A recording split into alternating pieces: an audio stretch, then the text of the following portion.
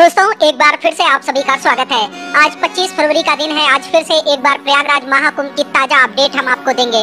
आज की ये वीडियो बहुत ज्यादा खास हो जाती है क्योंकि कल जो है शिवरात्रि का महा स्नान है और कल के दिन कई करोड़ श्रद्धालु जो है प्रयागराज पहुंचेंगे। अगर आप भी कल के दिन या आज शाम तक प्रयागराज महाकुंभ में पहुंचकर डुबकी लगाना चाहते हैं तो आपको कुछ ऐसी खास जानकारी हम इस वीडियो के माध्यम से देंगे जिन्हें जानना आप सभी के लिए बहुत ही ज्यादा जरूरी है। आज की वीडियो महाकुंभ की सबसे खास वीडियो होगी क्योंकि कल शिवरात्रि है और शिवरात्रि पर आप जानते हैं कि काशी विश्वनाथ मंदिर में भी लाखों की संख्या में श्रद्धालु पहुंचते हैं और वहां भी दर्शन करते हैं। तो अब लोगों का ये आने का ये भी है कि वो सोच रहे हैं कि पहले हम महाकुंभ में स्नान करें और उसके बाद शिवरात्रि पर जाकर हम काशी विश्वनाथ मंदिर में दर्शन करें। तो काशी विश्वनाथ मंदिर है ना, वहाँ पर तो पल पल पैदल चल पाना थोड़ा सा मुश्किल हो रहा है। अयोध्या धाम में भी श्रद्धालुओं को 6-6 घंटे 7-7 घंटे लाइन में लगकर दर्शन मिल रहे हैं। तो आज की वीडियो में हम कई मुख्य बातें बताएंगे और प्रयागराज महाकुंभ की तो बहुत ही जरूरी बात हम आपको बताने वाले हैं। तो वीडियो को पूरा देखना और शेयर जरूर करना है। देखिए कल के लिए जो नियम बनाए गए हैं बहुत ही सख्त नियम बनाए गए हैं क्योंकि आज देखा जा रहा है श्रद्धालु जो महाकुंभ में पहुंचे हैं, पहुंच तो रहे हैं, आज भी स्नान कर रहे हैं, लेकिन उनके मन में कहीं ना कहीं ये बात है कि मैं जब यहाँ पहुंच चुका हूँ तो क्यों ना कल का भी स्नान कर लिया जाए क्योंकि कल है खास स्नान। तो लोग इस वजह से पहुंच रहे हैं, लेकिन निकलने वाले श्रद्धालुओं की संख्या जो है थोड़ी सी कम हो रही है। बाकी दिन क्या हो रहा था, दिन के दिन श्रद्धालु आ रहे थे, स्नान कर रहे थे और अपने आगे बढ़ रहे थे, लेकिन अभी जो है यात्री थोड़े से रुके हुए हैं, घाट के आसपास हो या शहर में हो, श्रद्धालु रुके हैं, वो आज भी स्नान कर रहे हैं और कल भी स्नान करने के बाद ही बाकी प्लेस में जाना चाहेंगे। तो इस वजह से आज और कल जो है श्रद्धालुओं की संख्या काफी ज्यादा हो जाएगी।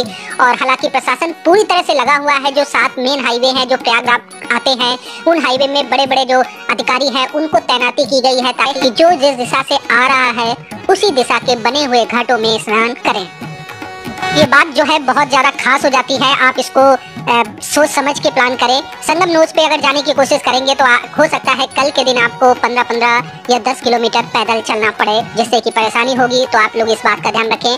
अगर आप काशी विश्वनाथ मंदिर खास तौर पर कल के दिन दर्शन करना चाहते हैं तो आई थिंक कल जो है 7-8 लाख श्रद्धालु भी पहुंच सकते हैं और ये संख्या किसी मंदिर के लिए, सिर्फ मंदिर में दर्शन करने के लिए बहुत ज्यादा हो जाती है क्योंकि महाकुंभ का क्षेत्र तो इतना बड़ा है, यहाँ तो करोड़ों लोग अलग अलग जगह पर अलग अलग घाट पर स्नान कर लेंगे, लेकिन अगर किसी मंदिर में दर्शन करने के लिए 5-7 लाख लोगों की संख्या अगर पहुंचती है तो दर्शन मिल पाना बहुत ज्यादा मुश्किल होंगे। ये बात आप पहले से सोच ले क्योंकि आप जानते हैं कि उत्तराखंड में भी ऐसे बहुत सारे मंदिर हैं, खासतौर पर 4 धाम यात्रा जैसे कि केदारनाथ धाम में जब एक दिन में 25-30 हजार श्रद्धालु अगर दर्शन करने पहुंच जाए तो सारी जो हालात है वो खराब होने लगती है।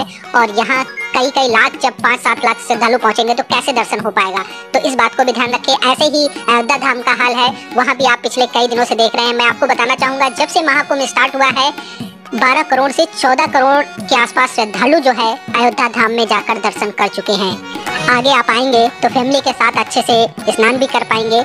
जो प्रयागराज के मुख्य मंदिर है वहाँ पर आप दर्शन भी कर पाएंगे। फिर चाहे अयोध्या धाम जाएं या काशी विश्वनाथ मंदिर जाएं या माता विंध्यवासिनी देवी मंदिर जाएं या चित्रकूट जाएं या बाकी प्लेस कहीं भी जाएं, आपकी यात्रा काफी हद तक आसान हो जाएगी। तो इस बात का आपको ध्यान रखें। पैदल अगर आते हैं तो पैदल चलने के लिए आप तैयार रहें, ट्रैफिक में फंसने के लिए भी तैयार रहें। प्रशासन हालांकि बहुत अच्छे से काम कर रहा है। मैं एक बात बताना चाहूँगा, पिछले 15 दिन से प्रशासन ने ट्रैफिक को इतने अच्छे से हैंडल किया है कि शायद इतना आसान नहीं था, लेकिन बहुत मेहनत से 24-24 घंटे ड्यूटी में प्रशासन की तरफ से अधिकारी लगे हुए हैं और किसी तरह इसको मेंटेन किया जा रहा है। तो फिलहाल इन बातों का ध्यान रखते हुए आप यात्रा का प्लान करें। अब मैं आपको बताना चाहूँगा, अगर आप लोग मिर्जापुर से आ रहे हैं, अगर आप लोग सतना, कटनी, मैहर, एमपी की साइड से आ रहे हैं, अगर आप मुंबई की साइड से आ रहे हैं तो आप लोग अरेल घाट, सोमेश्वर घाट में ही स्नान करें। नैनी पुल पार करके प्रयागराज जो संगम नोज है उस तरफ जाने की कोशिश करेंगे तो आई थिंक आप जाम में फंसेंगे, पैदल बहुत चलना होगा। अगर आप जौनपुर, वाराणसी से आ रहे हैं तो फिर से एक बात मैं बताना चाहूँगा, आप लोग जो है इरावत घाट के आसपास स्नान कर लें, बहुत अच्छा रहेगा। अगर आप कानपुर से आ रहे हैं, लखनऊ से आ रहे हैं तो सेक्टर 9-10 में बहुत सारे घाट हैं, आप वहाँ स्नान कर सकते हैं। पीपा पुल 30 बनाए गए हैं और सभी पीपा पुल के आसपास घाट बनाए गए हैं, आप वहाँ भी स्नान करें।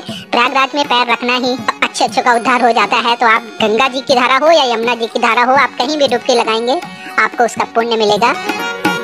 सबसे बड़ा रेलवे स्टेशन है, सबसे ज्यादा प्लेटफॉर्म है, सबसे ज्यादा सुविधाएं हैं। यहाँ से जो त्रिवेणी संगम की दूरी है वो लगभग 8-9 किलोमीटर के आसपास है और अगर ये सीधा रास्ता है, अगर आपके रास्ते को डाइवर्ट नहीं किया जाता है। देखिए नॉर्मल समय में तो आसानी से रेलवे स्टेशन से आपको बरैना चौक तक ऑटो ई रिक्शा मिल जाते हैं, जो महाकुंभ के बाकी दिन है वहाँ भी मिले हैं। लेकिन अभी ये कह पाना कि आपको आसानी से बरैना चौक तक ऑटो ई रिक्शा मिल जाएंगे थोड़ा मुश्किल है। तो अगर आपको ऑटो ई रिक्शा जहाँ तक भी मिलता है आप वहाँ तक आ जाएं, उसके बाद पैदल चलते हुए पहुँच सकते हैं संगम तक।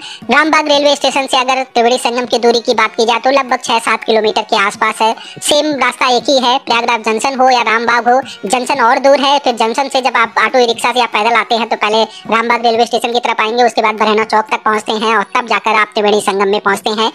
और जो प्रयागराज संगम रेलवे स्टेशन है वो मैंने आपको कई बार बताया 28 फरवरी तक के लिए बंद कर दिया गया है, क्योंकि ये वाला रेलवे स्टेशन संगम के सबसे पास है। तो इस वजह से इसको भीड़ के और सुरक्षा के दृष्टि से इसको बंद कर दिया गया है। वहीं अगर आप सूबेदारगंज रेलवे स्टेशन से आते हैं तो वहां से संगम की दूरी लगभग 15 किलोमीटर के आसपास है और ये वाला स्टेशन काफी दूर है। तो वहां से भी अगर आप ऑटो ई रिक्शा से आएंगे तो रूट लगभग वही है, आपको प्रयागराज जंक्शन, उसके बाद रामबाग, उसके बाद बरैना चौक और फिर वहां से आप संगम तक पहुंच सकते हैं। अगर आप एमपी की तरफ से आ रहे हैं, सटना कटनी मैहर की तरफ से आ रहे हैं, मिर्जापुर के साइड से आ रहे हैं, तो उस तरफ के 2 रेलवे स्टेशन है, एक नैनी रेलवे स्टेशन है, एक प्रयागराज छेवकी रेलवे स्टेशन है। और ये वाले रेलवे स्टेशन से आप अरेल घाट की तरफ आसानी से जा सकते हैं और वहां पर अरेल घाट हो या सोमेश्वर घाट में से किसी एक घाट में जाकर स्नान कर सकते हैं।